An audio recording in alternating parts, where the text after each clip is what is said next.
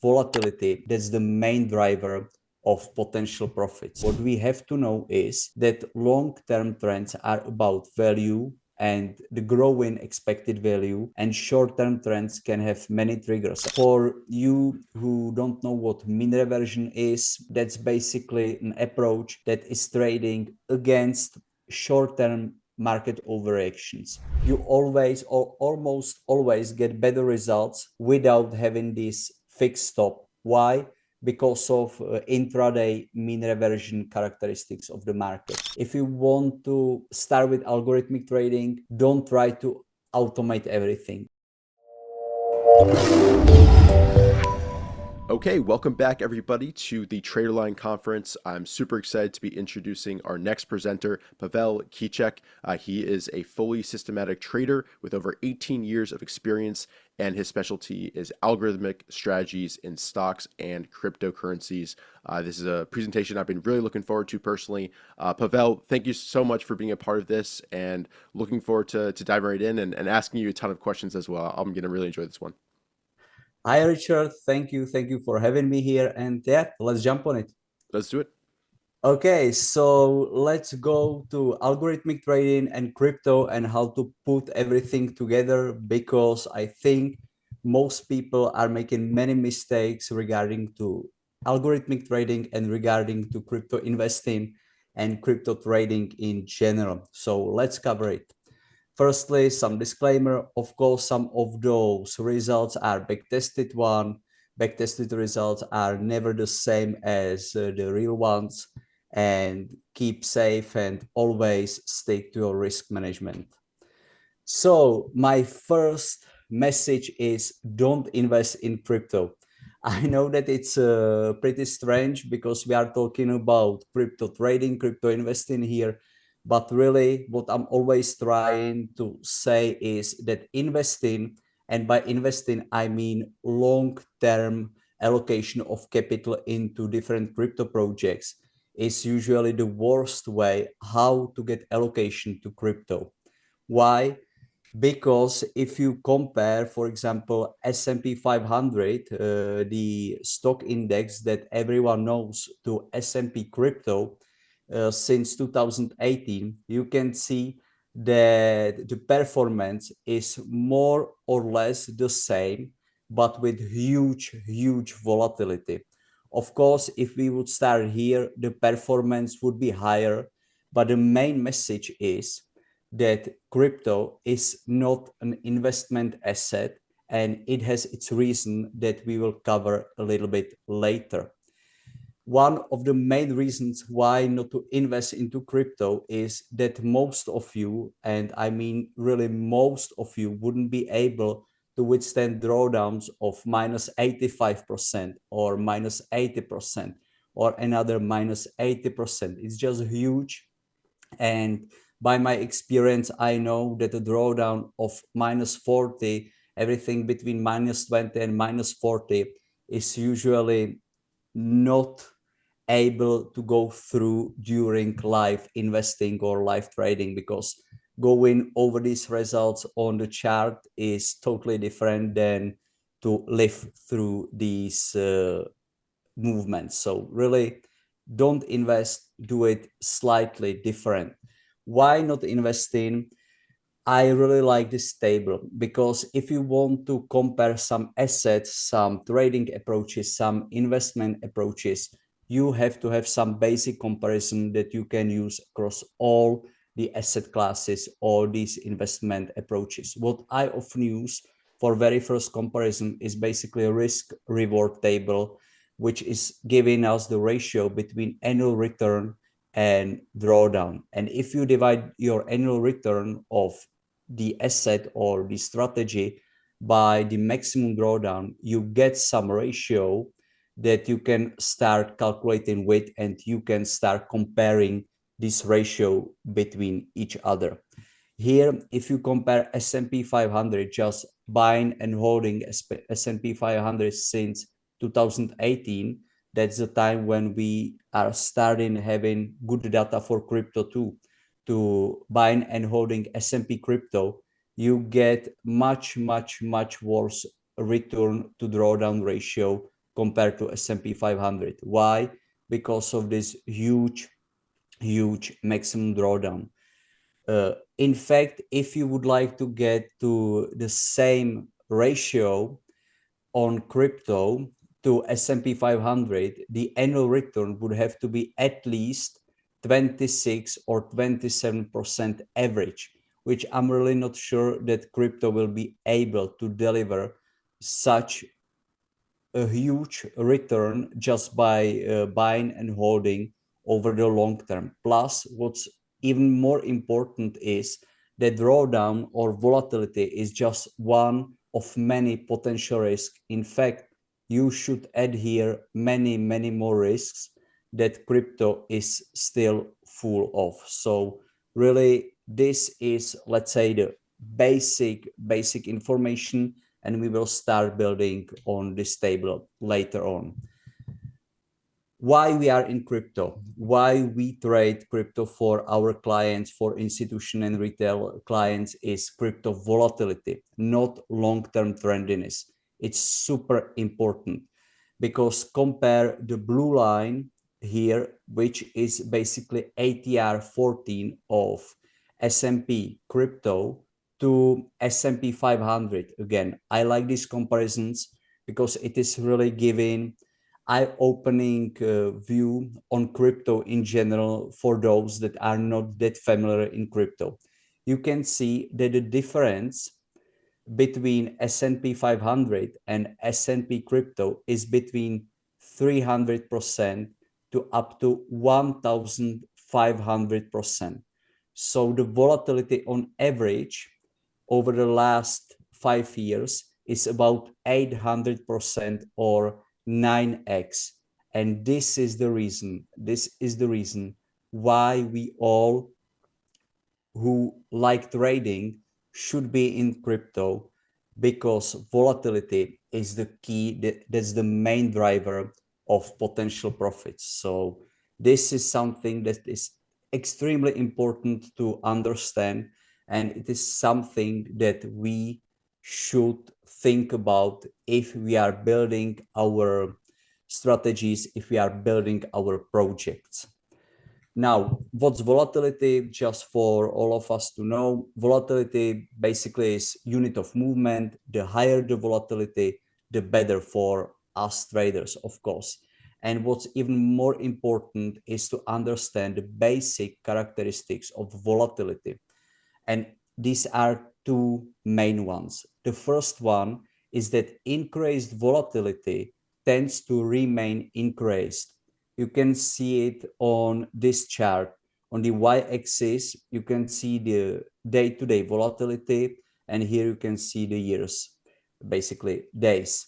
And you always have periods when the volatility is much higher, and those periods are always followed by periods when the volatility is much lower.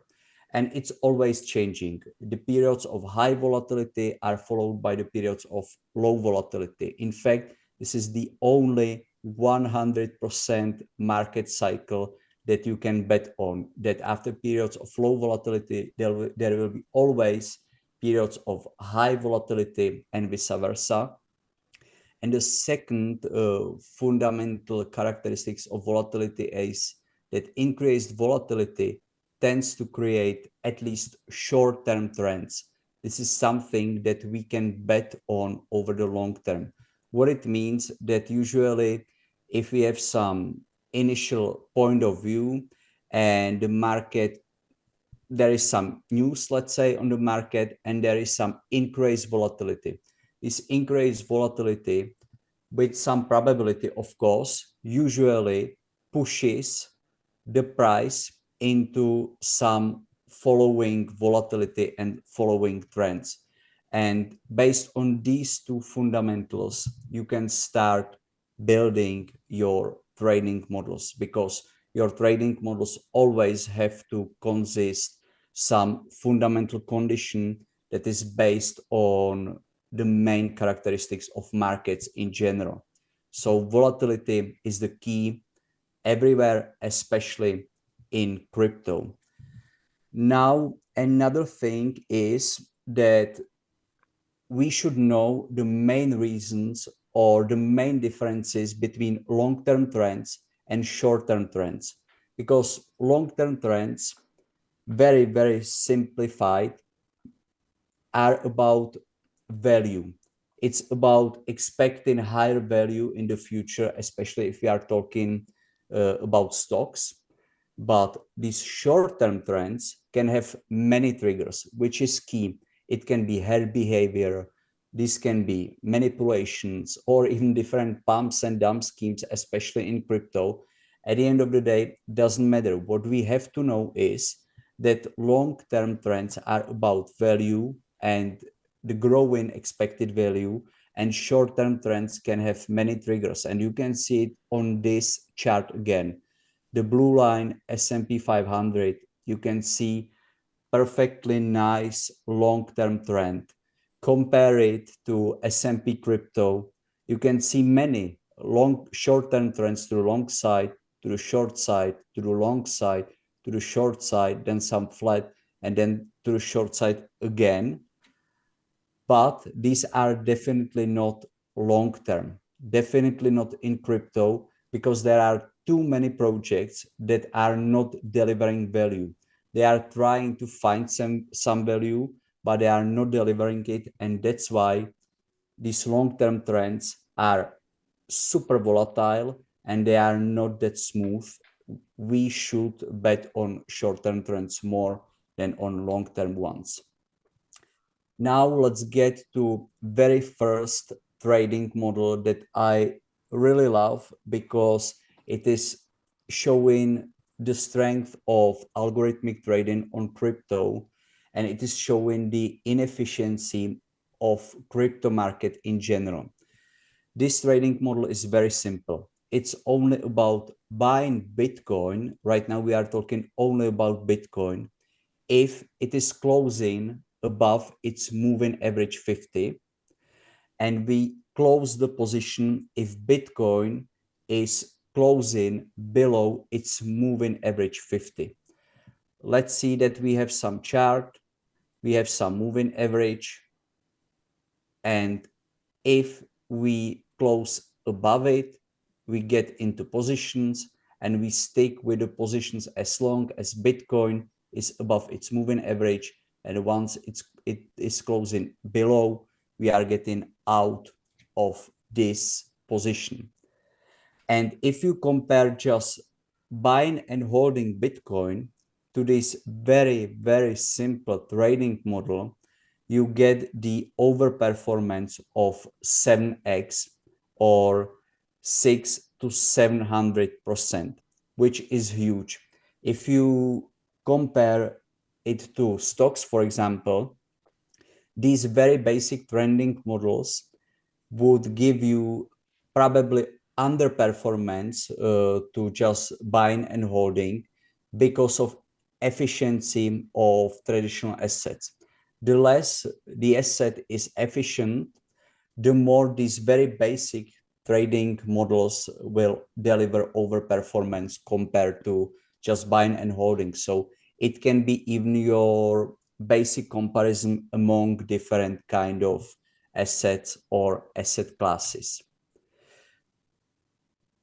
But it was only about Bitcoin. And I don't like this example because of one reason, and it's because of selection bias. Honestly, selection bias and hindsight bias is something you wouldn't even believe how many even professional traders or capital allocators are suffering from. They just choose Bitcoin, Ethereum, Solana, let's say the most known ones, and they put some very basic trending models on them, and they are showing these results from the past, and they think that they would be able to deliver these profits to the future. But it's huge nonsense, and we will get there a little bit later. But what's very important to know is that the more the asset is inefficient, the more the hindsight bias or selection bias is problem for traders and for real results of the trading model. So let's get to one very simple trading model that most algorithmic traders know, and it is rotational strategy. The idea is very simple, and it again consists only of three conditions. One is context filters. It means that we are filtering the market into phases when we want to enter into positions and to phases when we don't want to. So our context filter is the one that we have used on the example below, which means that we are entering to positions only if Bitcoin is above its moving average. If it is above its moving average 50, the context filter is switched on and we can start trading. And we only take trades on 10 coins that are the most trending ones based on rate of change 30. So we enter into these positions and we stick to these coins as long as these coins are in this top 10 positions by the trendiness. And once Bitcoin is below moving average, we are not trading. And as long as it is below, we are just rotating the 10 most trending ones. That's simple. Let's say that's very simple strategy that is even working on stocks, that's working on commodities, doesn't matter. But what's important is to check the performance. We are talking about, let's say, 18,000% since 2019, 2020. Why? Because we are taking advantage of this huge volatility of smaller projects and this short-term trendiness. That there is no magic. This strategy would deliver the performance of 10 to 15% on stocks and about 100% to 150% on crypto. The main difference is the volatility of crypto in general. Because if we get back to this risk reward table and we calculate our ratio, we are getting to 1.6x. It means that the historical drawdown or the annual return is 1.6x higher than the maximum historical drawdown. So we are getting onto something. It's super volatile solution. You wouldn't want to go through this phase for sure, but we are getting a model that is able to deliver annual return of 100+%. Of course, 70% drawdown is still too much, but it's still very simple one trading strategy. Now, how is it possible? How is it possible? We have to break it here for a bit to even more understand, especially to those that are not trading crypto, how is it possible such huge returns? It's all about the immature characteristics of crypto, because once we started trading really professional crypto, I would say we started being professionals on immature to mature cycles in general, because you could see these cycles everywhere over all these trading asset classes. Doesn't matter if it is stocks, commodities, but it's always the same. Firstly, there is period which is about low liquidity. Let's say the asset is pretty low liquid, which usually brings high volatility. Why? Because you can have just pretty small trading sizes, and these are already moving the market quite a lot. This high volatility usually brings big opportunities in terms of trends, short-term ones at least, and inefficiencies. Just inefficiencies on crypto that could be measured by mean reversion strategies are right now 4 to 7x higher, just for you to know. So these big opportunities, what they are doing, They are basically pulling new capital into the market, and this new capital is pushing the liquidity higher. And the higher the liquidity, the higher the efficiency of this asset class, and the smaller the opportunities. And this cycle is everywhere. You can see it on trend strategies on commodities in 1980s. At those times, trend strategies would be able to deliver 40-50% average yearly. You could see it on tech stocks before the tech bubble, for example. These were years that were very, very comparable to current crypto market. So this is something that is always in the market, and you just should or shouldn't based on your state, and you should take the opportunity. One more thing, you could even see that this cycle is already happening on Bitcoin. What these two charts are showing is the daily rate of change in 10 days when the days were higher than 10% or 20%. You can see that in 2017, there were more than 50% of those days, 50%. And in 2023, we are getting to under 20%, which is still huge. But these 20% plus days, these were almost 30% in 2017. Compared to 23, we are getting to 7 to 8%. So just to put it into perspective, this is one of the reasons why I was saying this, that picking one crypto, Bitcoin, Ethereum, or something, and trade just on this doesn't make any sense, because the volatility is just getting lower as the asset is getting higher and is more liquid. But just very quick comparison, look at this chart and now compare it to S&P 500, and you can see that these 10+% days were almost none in last 6 years, and 20% plus, these were only during COVID crisis in 2020. And probably don't forget the results in 2020, because all the models were delivering profits like above average. Why? Because of volatility. That's everything is about volatility. So that's the reason why this trading model is able to deliver such a huge overperformance compared to just holding Bitcoin.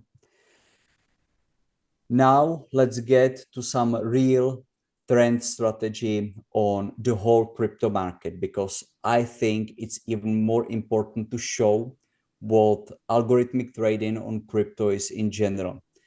We could pick out one of our strategies that we are trading for our clients. This could be trend catcher long. And what it is doing is that it is trading based on moving average 20, all the tradable crypto futures that are filtered based on liquidity. So we are not trading the smallest ones, but we are trading the more liquid ones, let's say top 50 to top 60 most liquid coins. And these are ranked on the daily basis. So there is, again, no selection bias. And don't forget that on this one is pretty high selection bias, because we selected Bitcoin that was performing pretty well over last 5 years.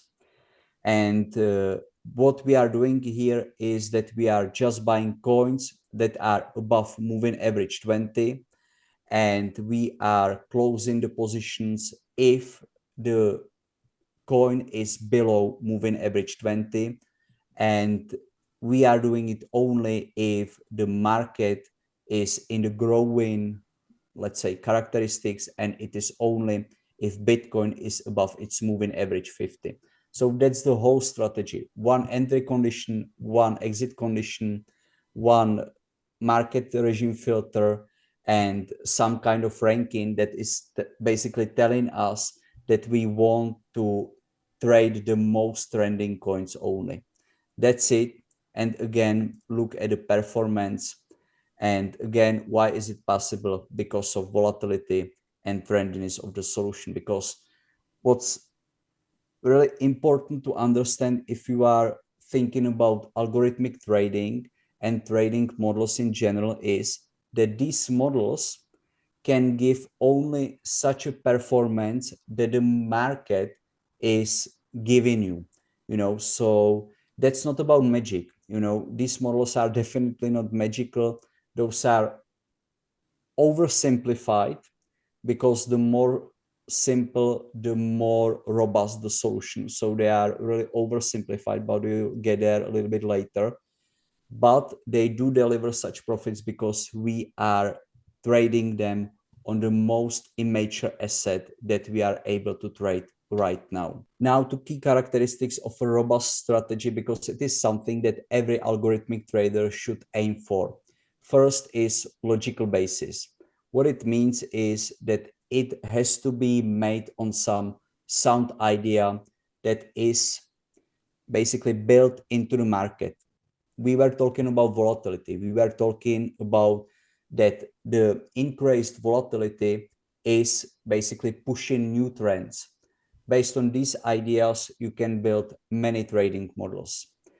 Another one is simplicity, and that's really the key, because every other condition that you give into the model is exponentially adding the difficulty of the strategy and also the probability of failure, because it's super simple to build some strategy on past data, but unfortunately we are not trading history, but we are only trading the futures data. And that's why the more simple and the more logical the model is, the higher the probability of survival in the live markets.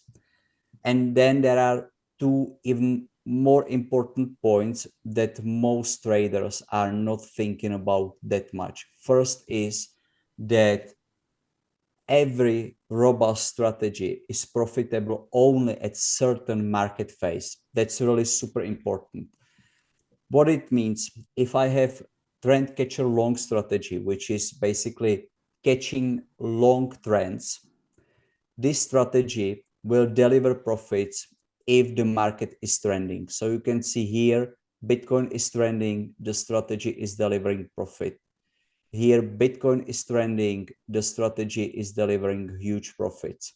But if the market is going to the short side, your models will be flat or they will lose money. Usually they will lose a bit of your equity. And if you want to build one strategy that is able to trade and deliver profits in every market conditions, you will always end up with over-optimized crap. Always. That's super important. And the worst thing that most retail traders are doing is that they are trying to build on the past data some nice strategy that is able to deliver profits in every market regime. And that's really nonsense. And the last point that we covered somehow is that it will bring losses in phases that the strategy is not built for. Again, if the market will be super flat and we are trading trend strategy that needs volatility, the strategy will just lose money. That's it. That's the reality of algorithmic trading. Honestly, that's the reality of almost every trading approach. But most traders are just not thinking about it deep enough to go over it and start building portfolios, which is the key for algorithmic trading. And we will get there. What is also important, that especially if you are building strategies on daily data, you will have losing periods that can easily last for many months, even a year or two. You just won't be able to reduce it by one strategy. You will have to start building portfolios. To build very simple portfolio, let's just go over another strategy that we are trading. This strategy has just horrible equity curve. You definitely wouldn't want to trade by itself. You can see that it's basically flat for 2 years, then it made some money in 1 year, and then it is again flat more than, let's say, 1.5 year. This strategy is the opposite of trend catcher long, so it is only trading to the short side. It is only trading if Bitcoin is below moving average 50, and it's only trading if the coin is closing below moving average 20 and getting out of the position if Bitcoin is if the coin is above moving average 20. You can see that if the market was growing, for example, here, this strategy was losing money. You can see it here, market was growing, strategy was losing. Then the market was falling, the strategy was making money up to 60-80%. And then the market started trading to the long side again, and the strategy was giving some profit back. You wouldn't want to trade this strategy by itself, but the value is very, very high. And it's in putting this strategy into portfolio. Here you can see the very basic of portfolio, which is just two strategies together, trend catcher long and trend catcher short. You can see trend catcher long as the green line, trend catcher short as the red line, and the blue line is the whole portfolio. Compare just trend catcher long, for example, in this phase, to the whole mini portfolio that we just built, and you can clearly see that the stability is just thanks to these two models on very, very different level. And we are playing just with two models here. Normally we are trading 10, 15 plus strategies. So just to think about it again, just for some comparison, here you can see our very basic model that is trading on Bitcoin only. Compare it to this trend catcher long short, the overperformance is again 12 to 13x or something like that. Pretty high. And sorry to jump in, just a question about the combined strategy there. Is that equal allocation between the trend catcher long and trend catcher short? So 50% in that in one, 50% another. You're not kind of changing that as the models change. It's just kind of a flat equal. That's great partition. idea. In fact, in this particular example, we are getting allocation 100% and 100%. Okay. To long and short. Why? Because we do have this regime filter that is basically switching off or on this long versus Right. this short strategy. So yeah, it is a little bit more aggressive. It is more like an example. Right. But thanks to this regime filter, you can reuse the same capital for the whole strategy, which is super important and very strong way how to reuse the capital thanks to portfolio trading. Gotcha. Thanks. Yeah, you're welcome. So to portfolio trading and why it is key, just very quick sum up what's portfolio for algorithmic traders. For us algorithmic traders, it means trading two or more low correlated or uncorrelated strategies. And it is very important because once you trade correlated strategies, the portfolio strength is basically none. Then it doesn't make any sense. So it's always about correlations of these strategies, because otherwise you can't take the advantage of portfolio trading in general. And what's correlation, just for you who don't know, it's basically a relationship between two variables. If the correlation is high, it means that the variables or our strategies, let's keep it simple, are moving the same way. If the correlation is negative, it means that if one is making money, another one is losing. And if it is uncorrelated, it means more or less that one is making something and the other one is making complete like non-correlated results. So why it is key. First one is something we already catched a bit, and it's better capital allocation, because if the strategies are uncorrelated, especially in drawdowns, you can reuse the capital completely or part of it. Thanks to this, the account is performing much better because you are using the capital more often. So basically you are getting to higher usage of the capital thanks to this higher allocation of the capital.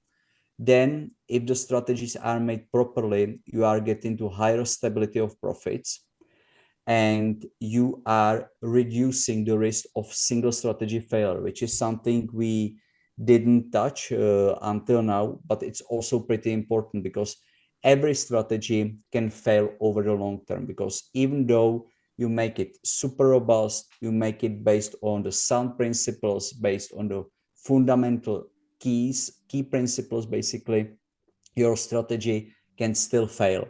If you trade one strategy on your account only, you are basically, yeah, you are not in a good position. If you trade 10 plus strategies, honestly, you even, yeah, your clients or you on your equity curve won't even notice if you won't go deeper into the portfolio construction and you won't go strategy by strategy. So once you start building portfolio of 10 plus strategies, you are more of manager of more strategies in the whole portfolio, and you can compare every single strategy to their benchmarks, and you can see, yeah, this strategy is performing good, I can keep it. This strategy is underperforming more than a year, maybe there is something happening, and you can make some steps, and your trading is much calmer compared to trying to trade one or two strategies when you never know when the strategy will fail. And at the end of the day, probably almost every or close to every strategy will fail over the long run. Now I mean decades. I'm not talking about months, but really decades of trading. So that's very important reason why to trade broad portfolios.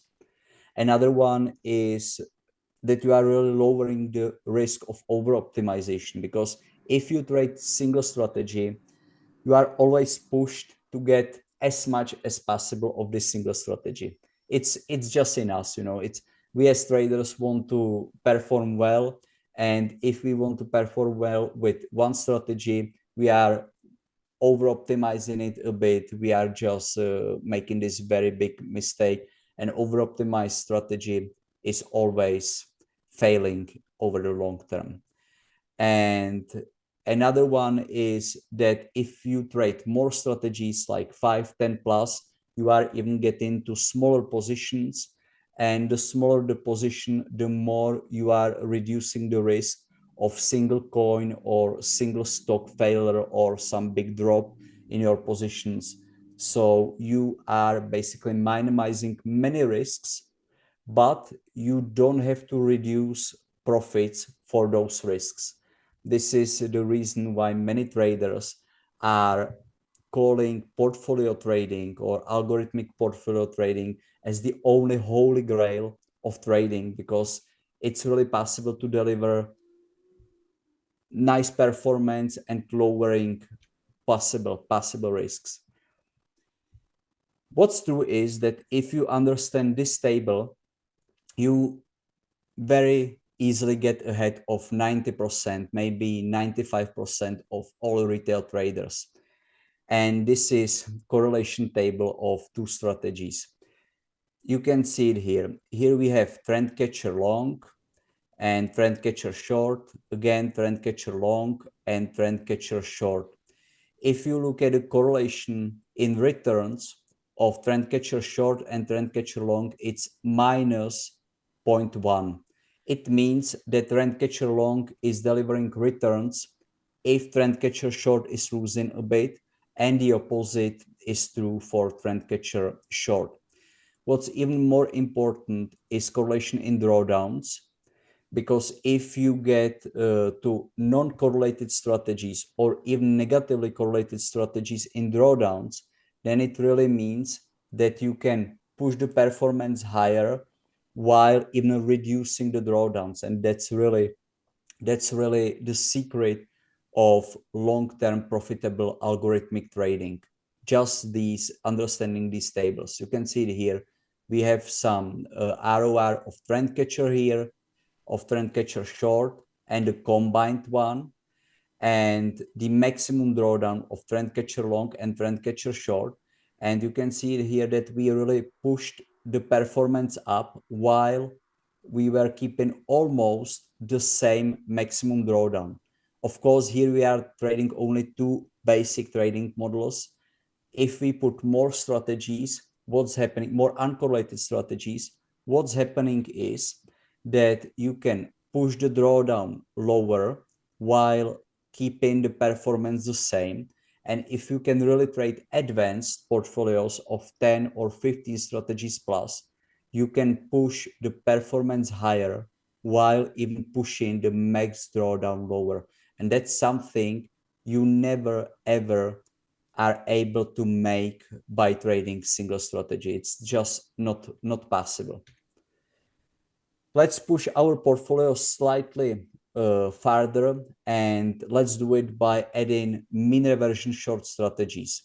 For you who don't know what mean reversion is, that's basically an approach that is trading against short-term market overreactions. So let's say we have a market that is moving somehow. During one day, it makes some move that is 2 to 3x higher than normal to one side. You basically enter against this move and speculate that the market will mean revert to some degree. It doesn't have to mean revert fully back, but usually after these movements, there are some shorter term mean reverting characteristics of the market, and you can take advantage of it. And that's basically the second sound idea of how to build your trading strategy. First is momentum one based on volatility, and second one is mean reversion one based on market overreactions, or also called inefficiencies.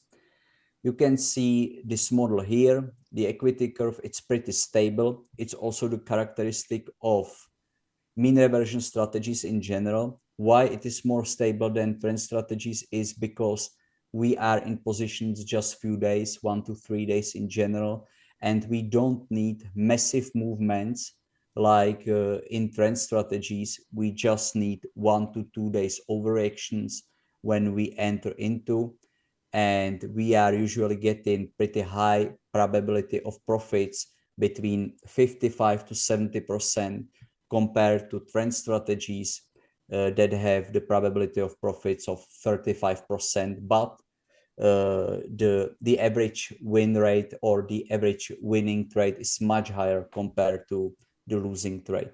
So let's take this strategy and put it to our portfolio of trend catcher long and short, and you can see the comparison here. The green one was the original portfolio of trend catcher long and short only, and the blue one is with our pump and dump or mean reversion short strategy.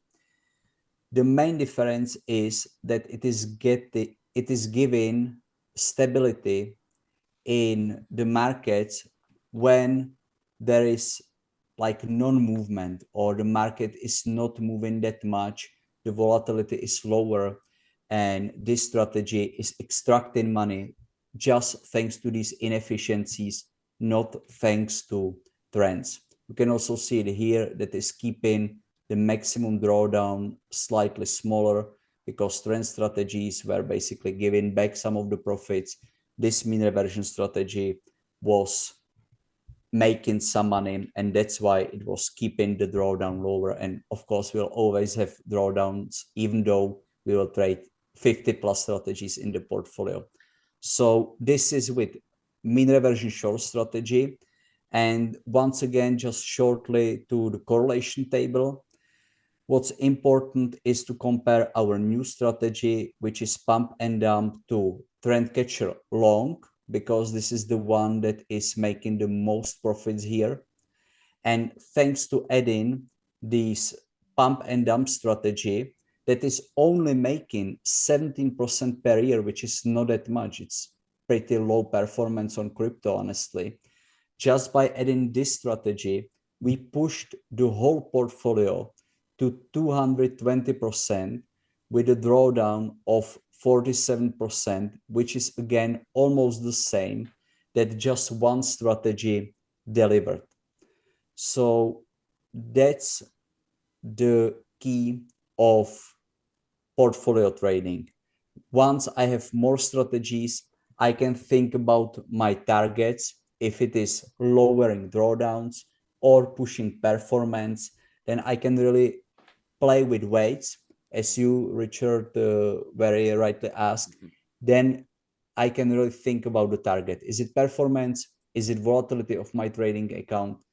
At the end of the day, it is then more up to the trader and what they want to get from their trading.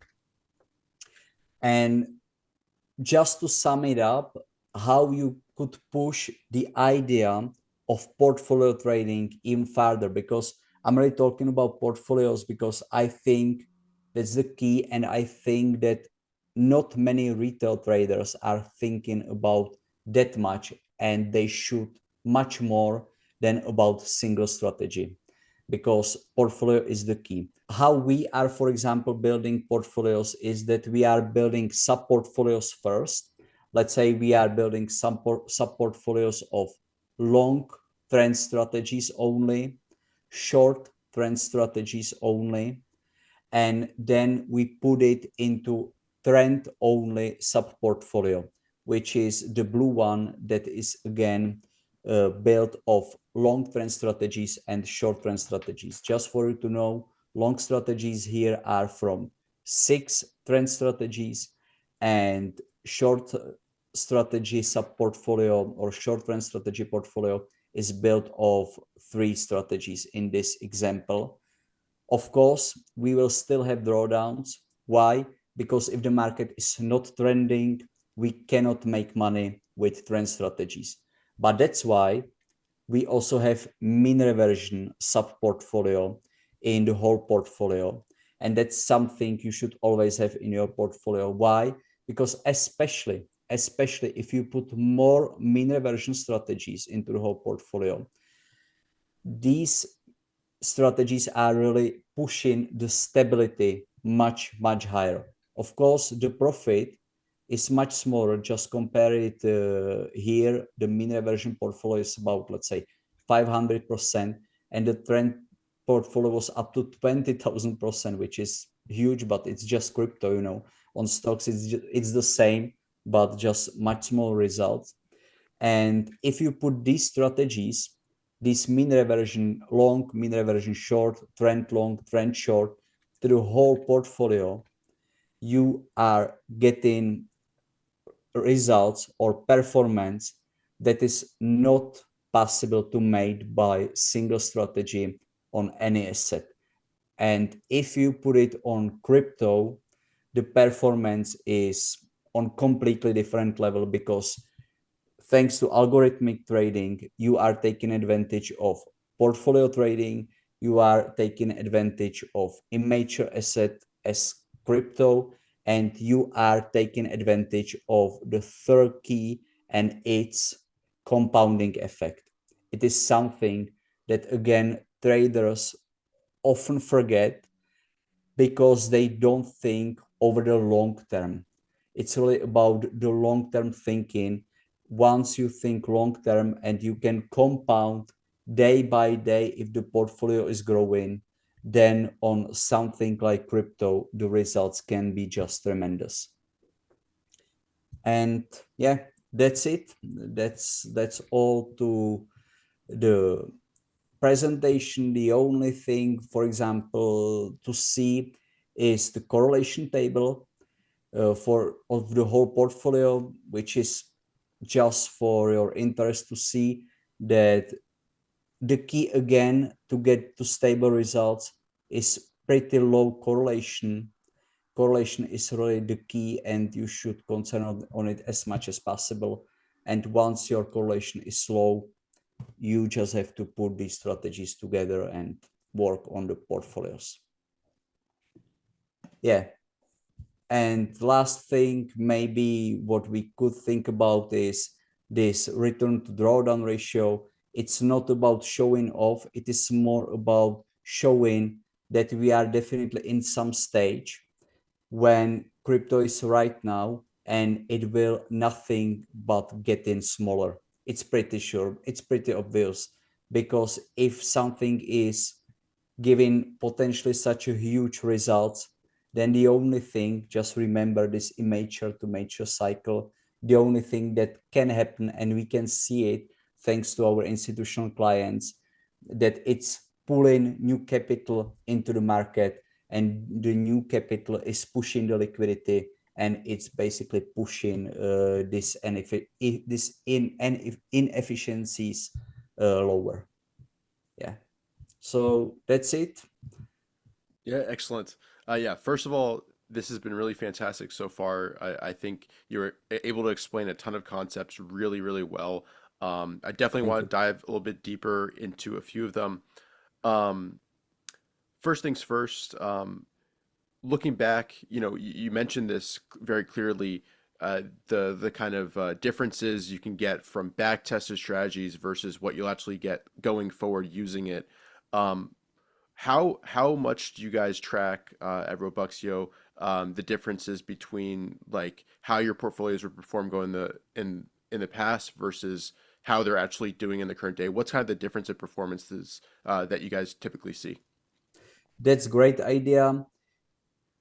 Honestly, in crypto, it's slightly different compared to stocks, for example, because in stocks, you want to see the performance very similar to the backtest. In crypto, because you are getting through this immature to mature cycle, the strategies can deliver small results just by this cycle, and just by crypto being a little bit more liquid and a little bit less inefficient. So Mhm. how we are approaching it is a little bit advanced thing, but maybe interesting for other traders, is that every single strategy that we trade has some benchmark that we created by ourselves. Mhm. It means that if I trade trend long strategy, I typically have another 2 to 4 strategies in the portfolio, not in the portfolio, but I have them built, and I create benchmark of them, and I can compare the strategy we are trading for our clients to this benchmark, and I can see if it is starting underperforming compared to the benchmark, or if it is in line with it, or if it is making even better results. But in general, what it is about is understand the strategy, because, for example, many traders do have some drawdown threshold, and if the strategy is getting below the drawdown, you just switch it off. Honestly, I think it's nonsense.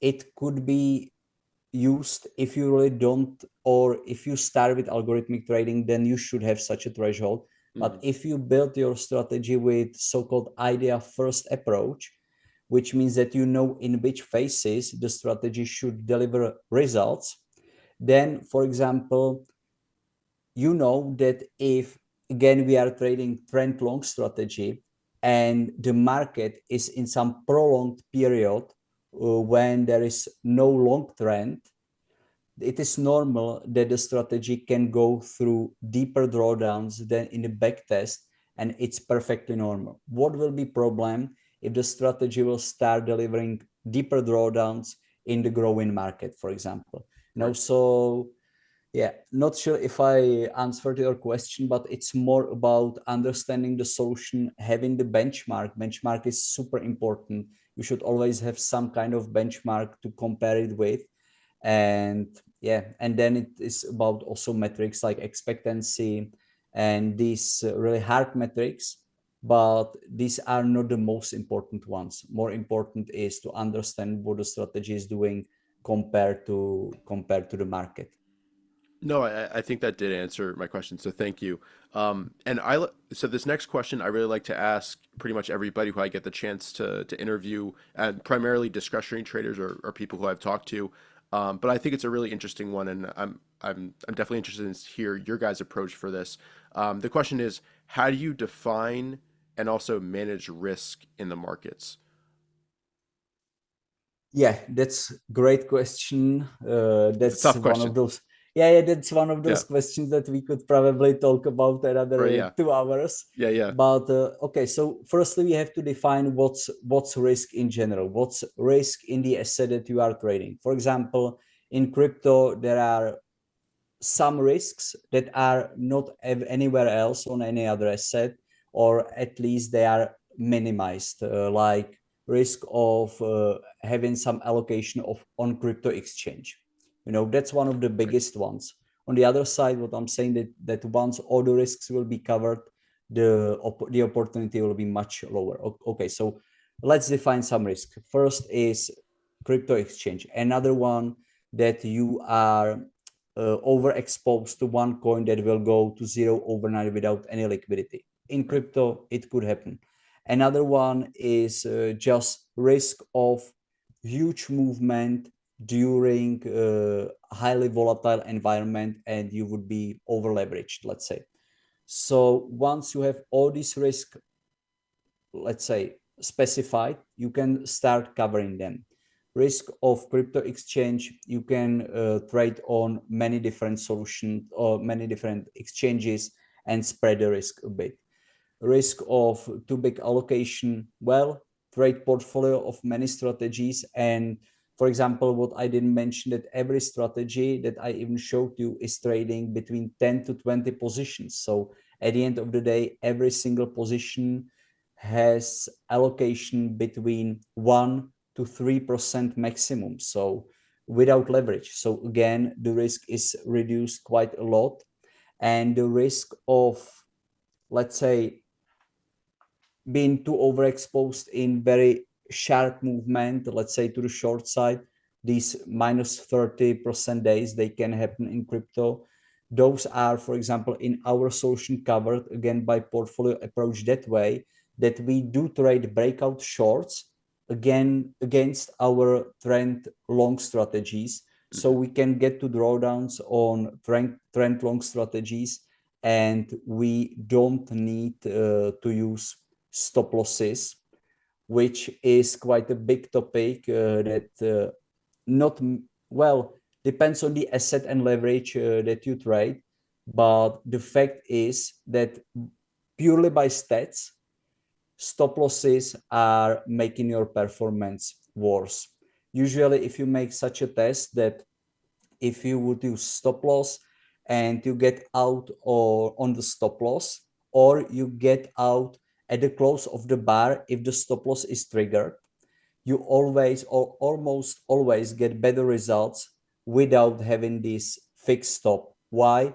Because of intraday mean reversion characteristics of the market. But of course, if you do trade with leverage, you always have to have your stop loss in the market.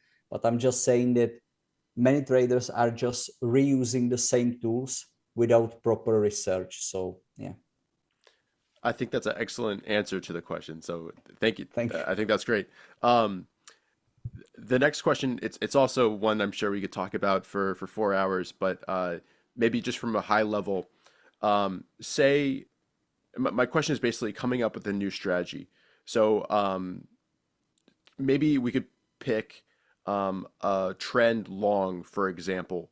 What would be the first steps when designing a new strategy, when coming up with an idea that you guys would take to, define the strategy as well as test Yeah, immediately if it's viable and something that should be pursued further? that's another great question. Well, if I should give general recommendations, let's keep it like High level, yeah. a high level answer. I would recommend going with research first. Don't try to find something just by putting indicators in your backtesting platform and trying to find some positive results on the past data, because those strategies will highly probably lose over the long term.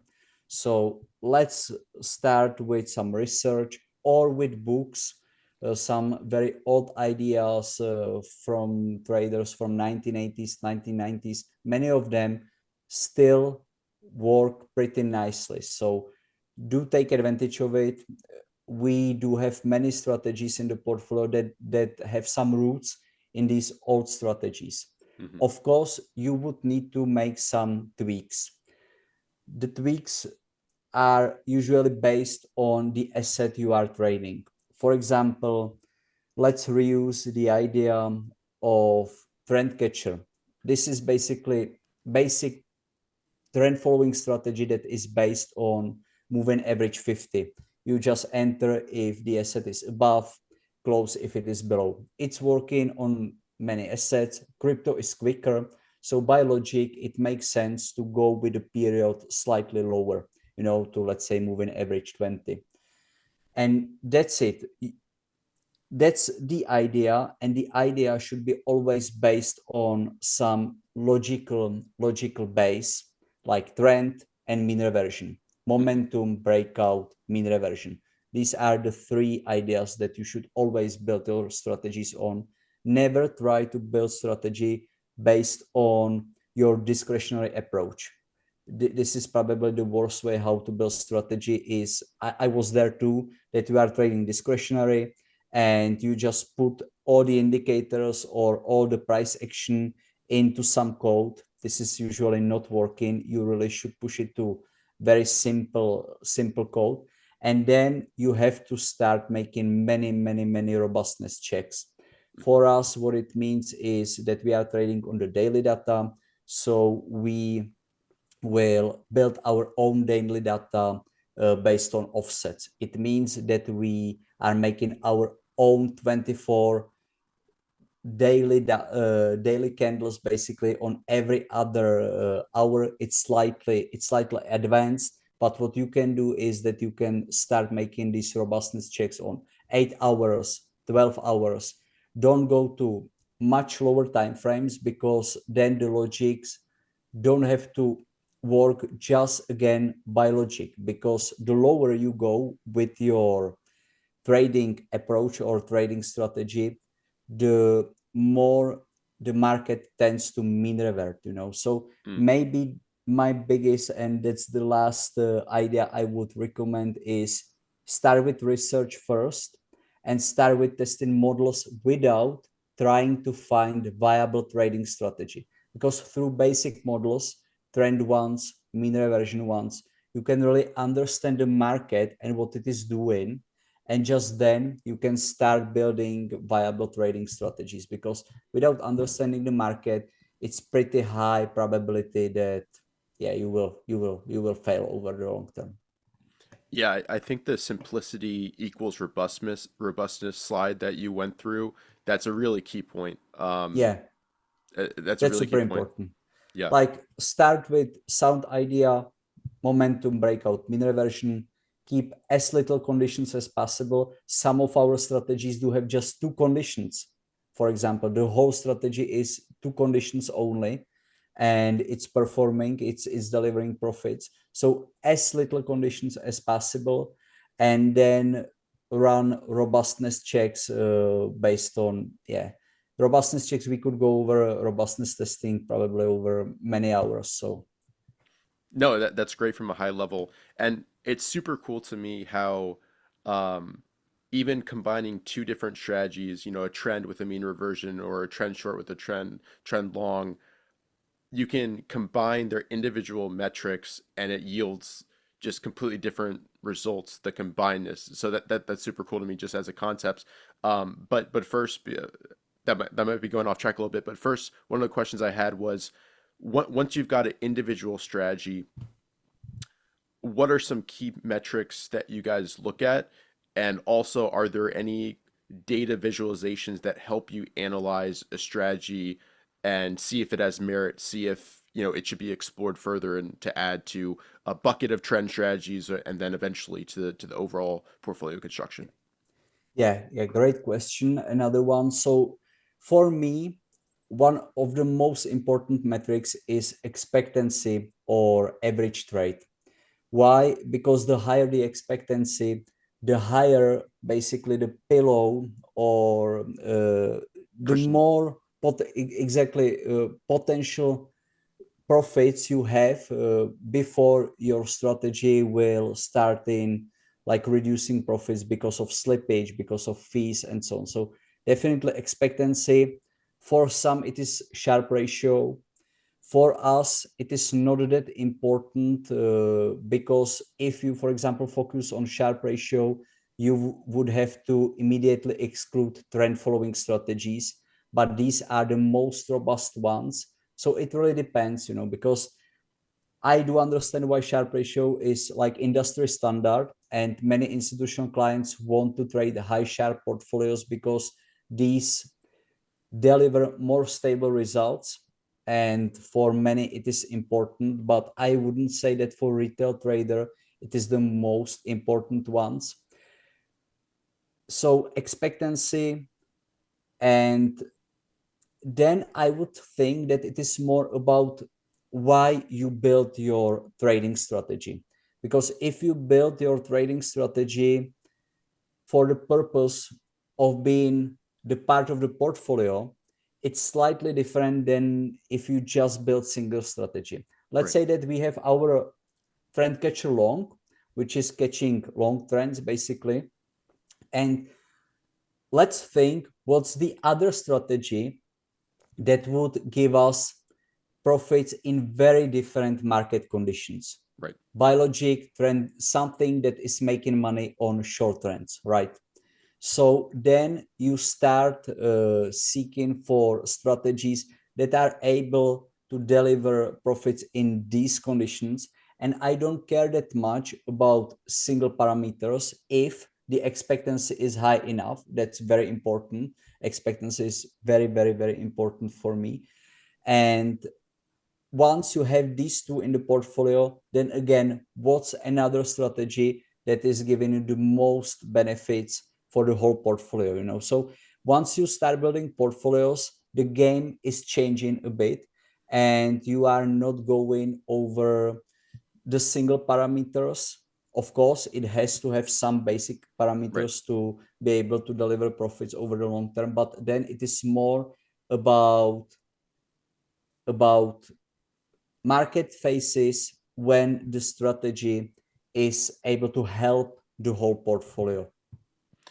Yeah, and just to kind of as a clarifying question and to make sure I'm understanding you, say you have a trend strategy that's acting well. Actually, we've got kind of examples on the screen here. That the yellow one here during the period kind of in the middle, it's pretty much going flat, Yeah, or declining. You would look to find a strategy that during that same period, those same kind of conditions, market regime, a strategy that complements that and is actually increasing during those periods. And then when the trend strategy is increasing, it's uncorrelated and not pulling back during that same exactly. period. Yeah. Exactly. That's exactly the explanation. You are basically just trying to put together uncorrelated strategies. Uncorrelated.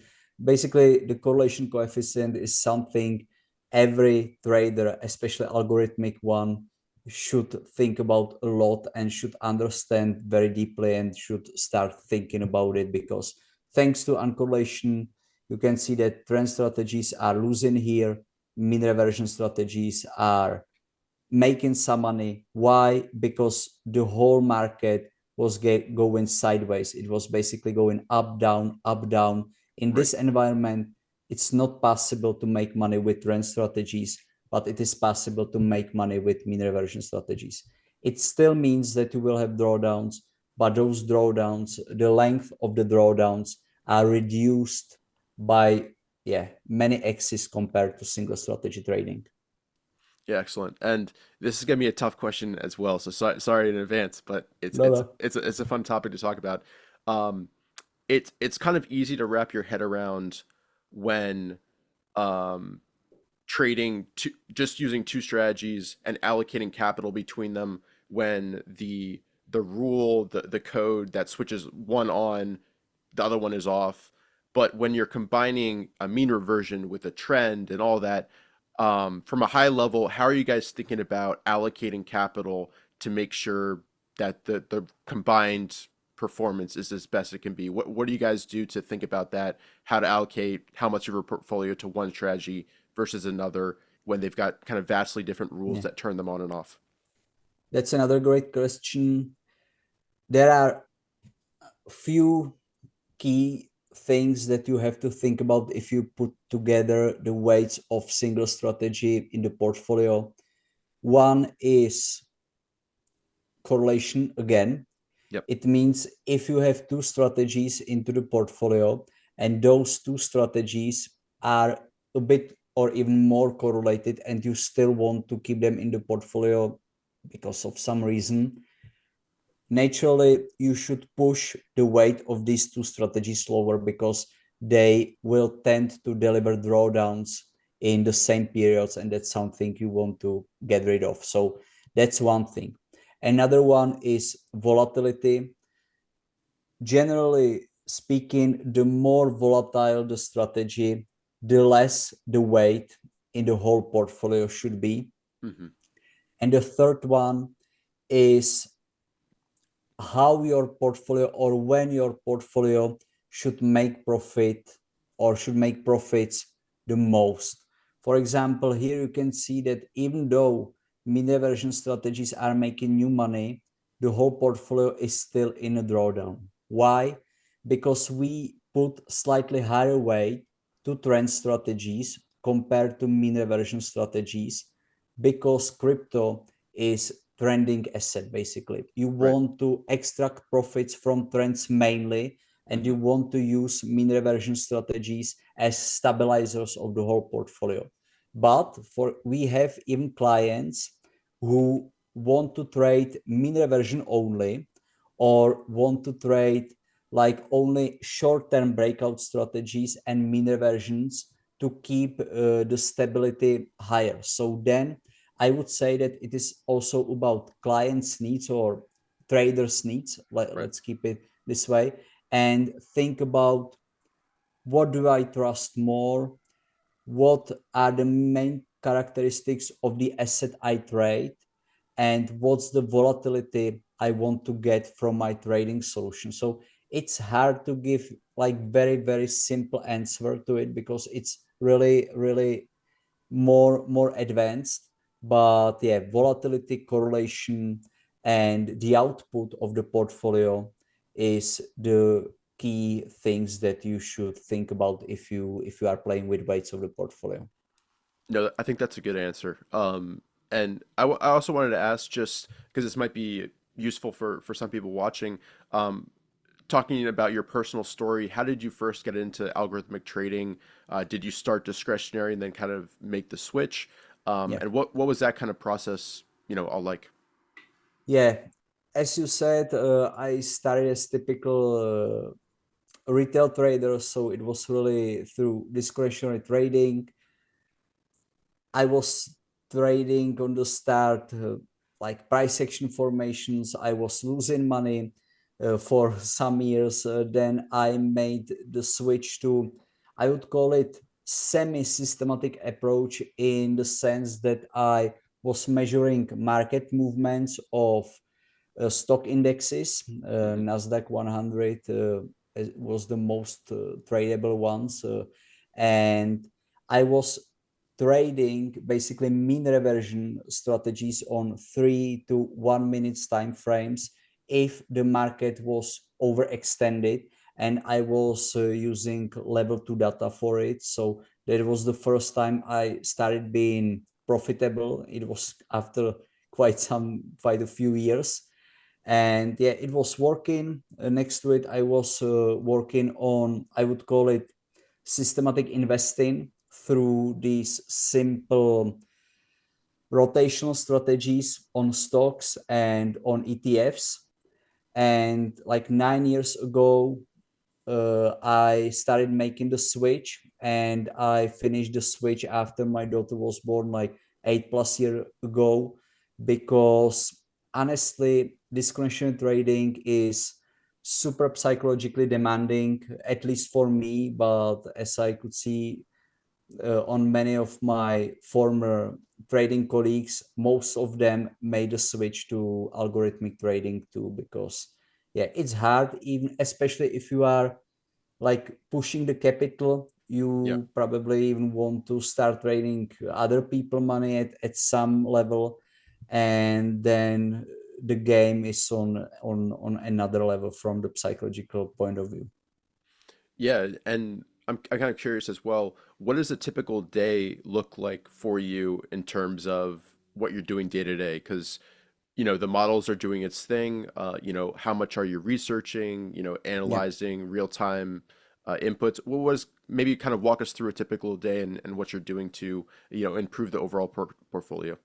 Yeah, well, so right now the crypto trading, what we do at Robux, so it's fully automated. It's Mm, not on my stock portfolios. This is semi-automated in the terms that I do run my scanners. I do get these entries, exits, and just send it to interactive brokers one per day. So the trading part is really covered right. very, very simply thanks to our trading backend.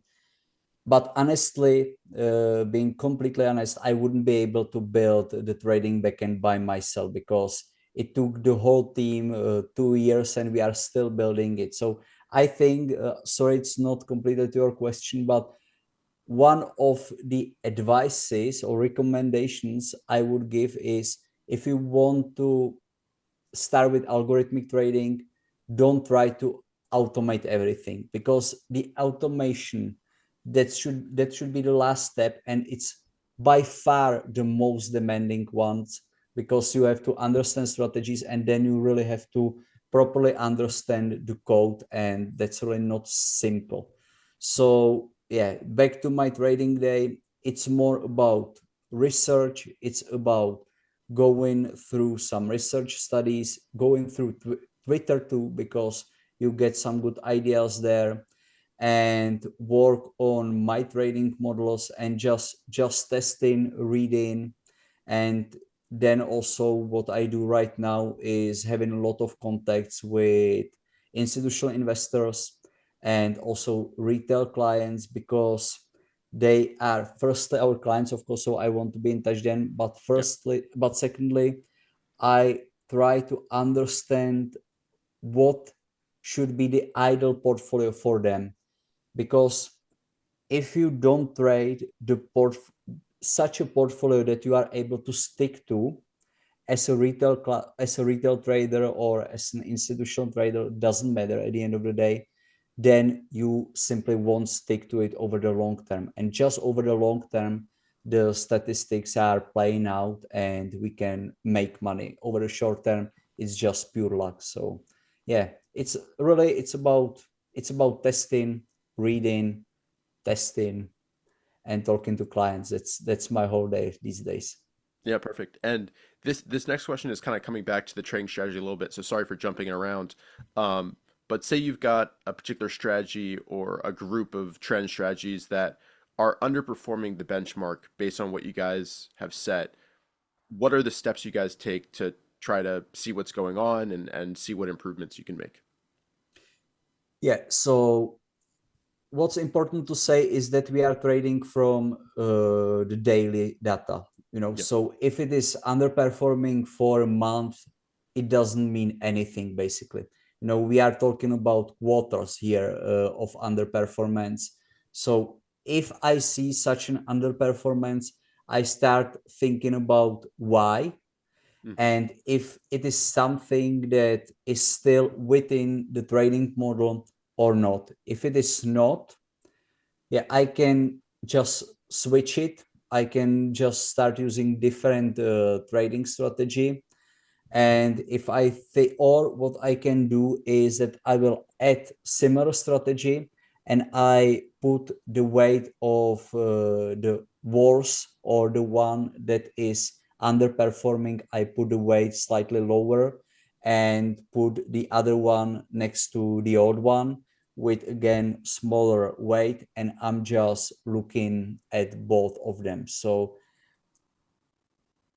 I think that fixed thresholds are good for the start, but once you really start understanding the market and your strategies, it is more about managing them on the month-to-month basis or quarter-to-quarter basis.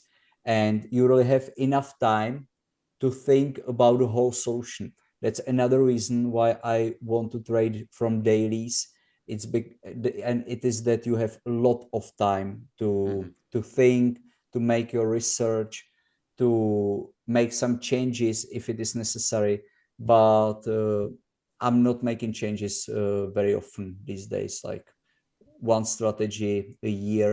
We are adding strategies to the portfolio as the research is continuing. We are always having some strategies in incubation and adding them to the portfolios if they are putting some uncorrelated benefit to the portfolio. That's something we always do because the more strategies, the better. But I'm not switching off strategies that often. Yeah, and for thinking of somebody watching this who maybe wants to dive deeper into this based on what they learned today, what resources would you kind of point them towards? What resources did you find helpful personally in learning more about how to do this, construct portfolios, test strategies? What would be maybe some books or other types of resources that you would point them towards?